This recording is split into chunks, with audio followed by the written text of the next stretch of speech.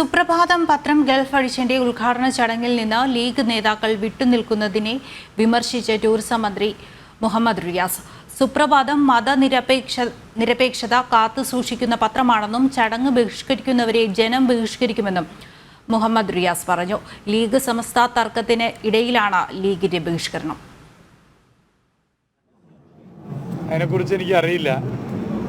ഒരു കാര്യം ഉറപ്പാണ്, മതനിരപേക്ഷത മുറുകെ പിടിക്കാൻ എല്ലാവരും ഒന്നിക്കുകയാണ് ചെയ്യേണ്ടത്. അതിൽ നിന്ന് ആരെങ്കിലും വിട്ടുവെക്കുകയോ അല്ലെങ്കിൽ ബഹിഷ്കരണം കൊണ്ടുവരികയോ ചെയ്താൽ അവരെ ജനങ്ങൾ ബഹിഷ്കരിക്കും. ജനങ്ങൾ ആഗ്രഹിക്കുന്നത് എല്ലാവരും ഒന്നിച്ചു നിന്ന് ജനാധിപത്യത്തെ കാത്തു സംരക്ഷിക്കാൻ വേണ്ടി നിലകൊള്ളുക എന്നുള്ളതാണ്. അതിൽ വലിയ പങ്ക് വഹിക്കുന്ന ഒരു മാധ്യമമാണ് സുപ്രഭാതം.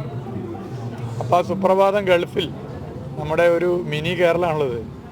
ഇവിടെ ഒരു എഡിഷൻ ആരംഭിക്കുന്നു എന്ന് പറയുമ്പോൾ ആ സന്തോഷത്തിൽ എല്ലാവരും പങ്കുകൊള്ളുകയാണ് ചെയ്യേണ്ടത്. മലയാളികളുടെ സന്തോഷമാണ്. അതിലാരെങ്കിലും ബഹിഷ്കരിക്കുക എന്ന് പറഞ്ഞാൽ അവരെ ജനങ്ങൾ ബഹിഷ്കരിക്കുക, അത്രയേ ഉള്ളൂ.